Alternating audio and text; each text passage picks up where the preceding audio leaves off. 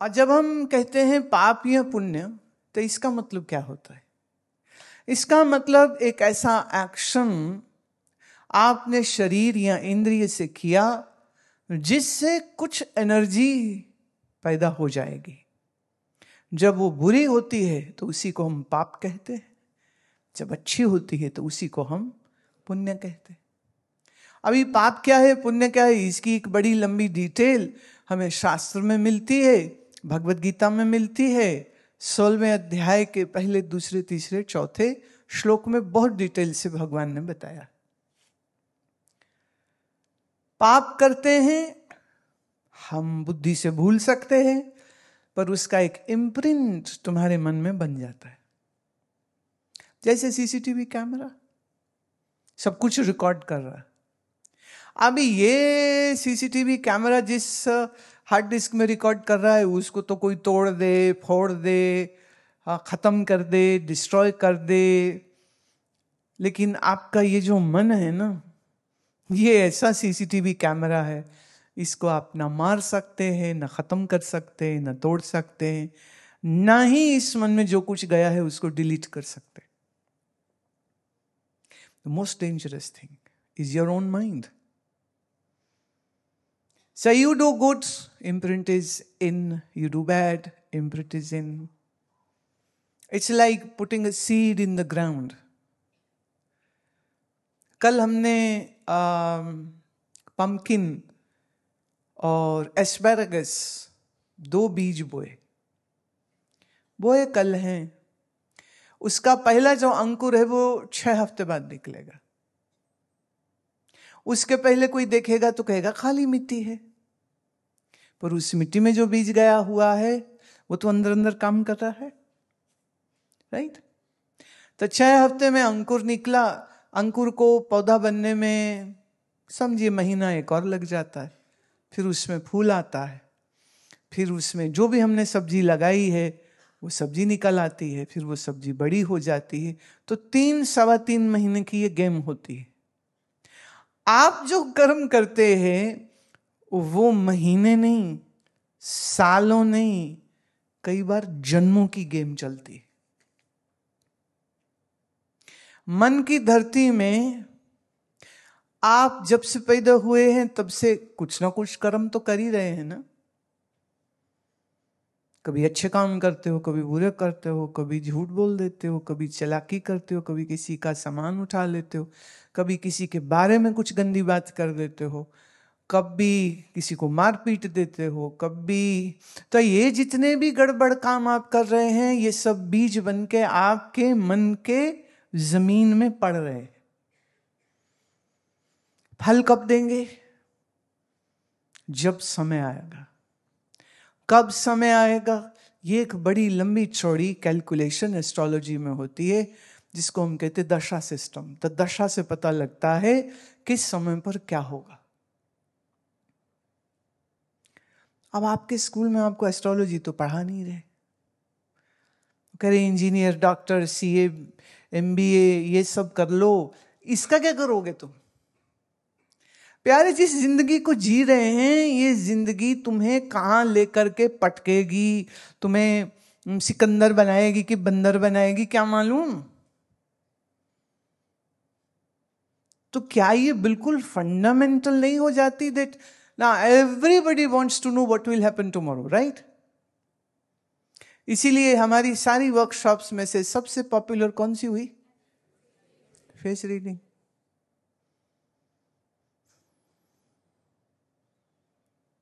क्यों? जब एस्ट्रोलॉजी होती तो सबसे ज्यादा पॉपुलर तो एस्ट्रोलॉजी हो जाती है।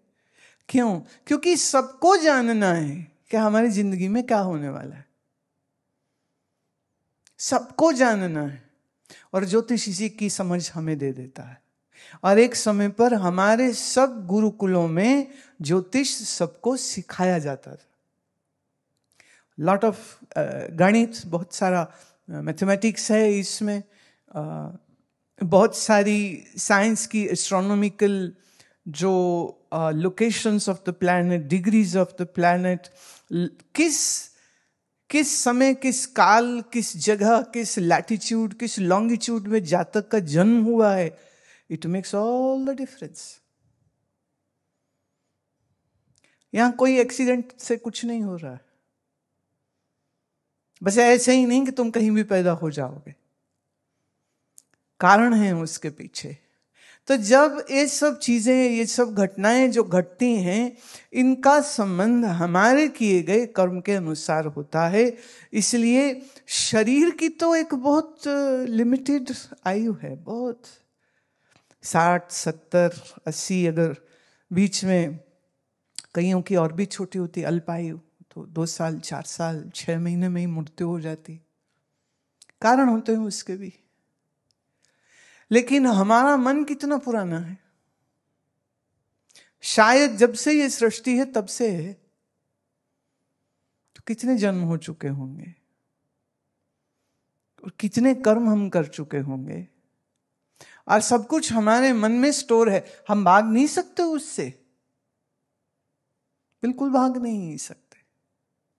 श्री गुरु अर्जन देव महाराज सुखमनी साहब में कहते हैं, कई जन्म पे कीट पतंगा, कई जन्म में तुम कीड़े होके पैदा हुए हो, मीन माने मछली होके, कुरंगा माने हिरण होके। कई जन्म पे कीट पतंगा, कई जन्म गज मीन कुरंगा, कई जन्म पंखी सर्प होयो, कई जन्म हैवर वृक्ष जोयो। किसी जन्म में सांप, किसी जन्म में वृक्ष, किसी जन्म में हाथी हुए हो, आज मनुष्य हो। अब शरीर तो मिला और खत्म हो गया, शरीर मिला खत्म हो गया, लेकिन इस शरीर से जो हमने कर्म किए हैं, उन कर्मों का फल भोगने के लिए मन जिंदा रहता है। याद रहे, मन की मौत नहीं होती है। शरीर मरता है, मन नहीं मरता है। तुम्हारी बुद्धि नहीं मरती है, तुम्हारी ज्ञान कर्म इंद्रियां नहीं मरती हैं, तुम्हारे प्राण नहीं मरते। प्राण सिर्फ इस शरीर को छोड़ देता है, और नेक्स्ट जर्नी कैसी होगी, जैसे उसके कर्म होंगे। इसलिए हमारे ऋषियों ने कहा, आप कुछ भी करने से पहले यह जान लेना कि आप अपने मन के अंदर इसको हमेशा के लिए अंकित कर दोगे, और फिर इसको तुम मिटा नहीं पाओगे। इसलिए 1000 बार सोचो और फिर कुछ कर्म करो। कर्म के विषय में एक लंबी चर्चा है जिसको मैं अभी नहीं ले रही, लेकिन फिलहाल इतना कह रही हूं कि मृत्यु क्या, मृत्यु तो सिर्फ शरीर की होती है, मन की तो होती नहीं है, जीव की तो होती नहीं है। जीव तो तुरंत अगली यात्रा के लिए तैयार हो जाता है। बहुत एडवांस ज्योतिष में यह भी गणना की जा सकती है कि जो आज यहां मरा है वो कहां जन्म लेगा।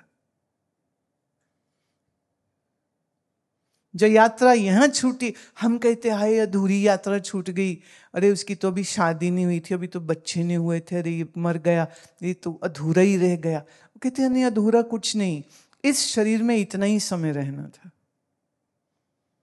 अब किसी अगले शरीर में जाएगा। कब तक चलेगा? जब तक आत्मज्ञान नहीं हो जाएगा तब तक ये चलता रहेगा। कोई कहते जी क्या फर्क पड़ता है? बिल्कुल कोई फर्क नहीं पड़ता। जन्मते रहो, मरते रहो, जन्मते रहो, मरते रहो। पर एक कहता है नहीं, ये सारी गेम क्या है, मुझे तो इसको समझना है। गेम को जिसने समझा वो इस गेम से बाहर है। ये रूल है, जो गेम को समझ गया वो इस गेम से बाहर, जो नहीं समझा वो इसी चक्कर में पड़ा रहता है, बार बार बार बार। आदि शंकराचार्य कहते हैं, पुनरपि जननम पुनरपि मरणम पुनरपि जननी जठरे शयनम। बार बार जन्म, बार बार मरण, बार बार किसी माता के गर्भ में ये फिर जाएगा। यूट्यूब में आपको बहुत सारे वीडियोस मिल जाएंगे, स्पर्म से बेबी होने तक की यात्रा, जाइगोट वो जो फर्स्ट बनता है एग एंड स्पर्म के मिलने पर, उसको जाइगोट बोलते हैं। तो from zygote to foetus to baby, ये पूरी आपको जर्नी जो है वो दिख जाएगी। देखिए, जरूर देखिएगा उसको।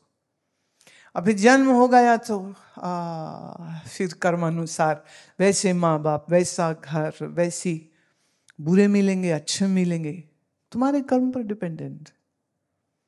सो वो यात्रा तो चलती। हम कहें हम नहीं मानते, मत मानो, यात्रा फिर भी चलेगी। तुमको I don't believe it, fine, but journey is still going to happen. It's better you go deeper into it to know what it is. बहुत लोग हैं वो कहते हैं ना जी हम तो every Saturday party and every Sunday dance party, और दारू पियो और डांस करो और बस मजे लो। पागलों वाली बात, मरने बाद क्या होगा? मरने बाद हमें नहीं कुछ लेना, मत लो। This is the choice which you are making and it has repercussions for that. You can't run away from the responsibility for making wrong choices in your life. So this can be your choice not to listen. Fine. कईयों के घरों में मैं जब जाती हूँ ना तो अपने छोटे बच्चे, अब पहले कभी सुनाया समझाया नहीं, या हम पहली बार गए हैं, या वो नए नए भक्त बने हैं, तो वो अपने ना बच्चे को लाएंगे, चलो आओ गुरु माँ को मिलो। और मैंने देख लिया और वो लगे चलो चलो, say hi to her. So what? I'm not going. I don't want to. हार के, मतलब I'm eavesdropping, but what can I do? I have very, क्या बोले, पतले कान, so I can listen. तो फिर किसी को आवाज देती हूँ, भाई उसको जाने दो, मत रोको, जाने दो।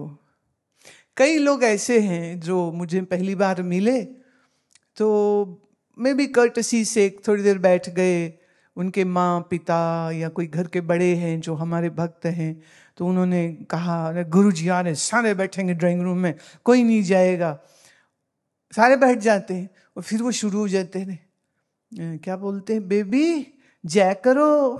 और ये बेबी 10वीं में पढ़ता है, बेबी गुरुजी को जय करो, और वो आखाड़ रहा है। मैं छोड़ दे इसको, रहने दे, लेट हिम बी। मेरे ही सामने तो संस्कार मत दो ना, ये तो पहले देने चाहिए थे। फिर समय पलटा, कोई 15 साल बाद वही जो कह रहा था कि मैं प्रणाम नहीं करूंगा, फिर वो यहां आश्रम में हमें मिलने आया। मैंने कहा कैसे हो? अच्छा हूं। तो उसके पास बहुत से प्रश्न थे, परेशानियां थी, तकलीफें थी। पार्टनर धोखा दे गया, कंपनी में बहुत लॉसेस हो गए, इस बीच उनके पिताजी की डेथ हो गई। वो बहुत उनको तकलीफ दे गई, क्योंकि अपने फादर को कोविड के समय मरते हुए जो देखा है उन्होंने, बहुत तकलीफ थी। तो बड़ा मन टूट गया, बहुत डिप्रेशन में। तो मुझे उसने जो पूछा, खैर हमने उत्तर दिया, और उसने कहा कि मैं ना रहने को आया हूँ आपके पास, मैं रह सकता हूँ? मैं बिल्कुल रह सकते हो, आश्रम आपके लिए ही तो है, थैंक यू सो मच। कहते मेरी किस्मत, काश आप पहले मिले होते। मैं मिली थी, तेरे घर में आई थी, और तू डाइनिंग रूम में खड़े होके कह रहा था मैं नहीं मिलूंगा। कहते तब समझ नहीं थी। मैं बस चक्कर ये है, आपकी समझ बनने में 15 साल लग गए, तो तेरी खुशकिस्मती ये है कि अभी मेरा शरीर जिंदा है। कई बार जब तक समझ आती है तब तक गुरु का शरीर खत्म हो चुका होता है। फिर रह जाती गुरु की फोटो। और याद रहे, फोटो का दर्शन करने से ज्ञान नहीं होता है, गुरु जिंदा चाहिए, गुरु अवेलेबल चाहिए। बहुत से ऐसे मेरे मित्र महात्मा हैं जो पब्लिक डीलिंग नहीं करते, लोगों के बीच नहीं जाते, सत्संग नहीं करते, ट्रैवल नहीं करते। वो चुपचाप अपने उस छोटे से कुटिया या जगह में वो रहते हैं, किसी से इंटरैक्ट भी नहीं करना चाहते। मैं कई बार कहती हूँ समय तो दो ना लोगों को। कहते रहने दो, किसी को इच्छा तो है नहीं, मैं अपना समय क्यों खराब करूं? सो आई एम फाइन। तो गुरु अवेलेबल भी हो, गुरु सिखाने को तैयार भी हो, हाँ, ये सब शर्तें भी पूरी हो रही हों, और तुम्हारी जिंदगी में ऐसी दशा आ जाए कि तुम गुरु को मिल भी पाओ, तब जर्नी शुरू होती। अब ये सब सिचुएशंस बनेंगी नहीं बनेंगी कह नहीं सकते हैं ना। इसीलिए महात्माओं ने कहा ज्ञान प्राप्त करना बहुत कठिन काम है, क्योंकि ये अकल ही नहीं है ना। कौन सिखाएगा ये, बोलो। कई बार कुछ बच्चे ऐसे मुझे मिलते हैं, 5 साल के, 6, 7, अभी पीछे कुछ बच्चे मिले 4 साल के, और माँ है, पिता है, घर में सब लोग हैं, बहुत अच्छे हैं, लेकिन वो यहाँ रहना चाहते हैं। और उनसे पूछो कि आप बड़े होके, मैंने ही पूछा, मैं बड़े होके क्या करोगे? कहते आश्रम आएंगे, सेवा करेंगे। हाँ, अब उनके फादर इंजीनियर है, माँ इंजीनियर है, पर ये बच्ची जो है ये एक अपना ही राग अलापती रहती है। माँ कोई नहीं, थोड़ा उम्र बढ़ ले फिर देखेंगे ये चाल किस तरफ को जाएगी ना। मन की चाल है किधर को जाएगी। तो जीवन की यात्रा में ज्ञान और सत्संग बहुत कठिनता से और बहुत मुश्किल से मिलता है। मिल जाए तो बहुत बहुत बहुत ईश्वर को धन्यवाद देना चाहिए, कई अपॉर्चुनिटी मिल पाई। जिन्हें नहीं मिलती है वो जिंदगी में बस थपेड़े खाते हैं, कभी खुशी और कभी गम, और कभी खुशी और कभी गम, बस यही चलता रहता है। ज्ञान से स्थिरता, योग से शांति और एकाग्रता उनके जीवन में कभी नहीं आ पाती। सीरत, मेरा सवाल यह है कि हमारी इच्छाएं कभी खत्म क्यों नहीं होती? इसी का नाम तो इच्छा है जो कभी खत्म नहीं होती। और जिसकी इच्छाएं खत्म हो गई उसी को तो हम संत कहते हैं। अच्छा, एक चीज थोड़ा समझ लेना, इच्छा किसको कहते हैं और शरीर की आवश्यकता किसको कहते हैं, दोनों में फर्क होता है। जैसे भूख तो सबको लगेगी, जैसे तुम्हें लगती है ऐसे मुझे भी लगती। नींद आपको लगती, नींद हमें भी आती है। प्यास आपको लगती, प्यास हमें भी लगती है। इसको हम इच्छा नहीं कह सकते। इच्छा क्या है कि भूख लगी तो आपको जो मिला आप उससे खुश नहीं हो, या उसमें कीड़े निकाल रहे हो, आप कहते हम तो कॉन्टिनेंटल खाएंगे,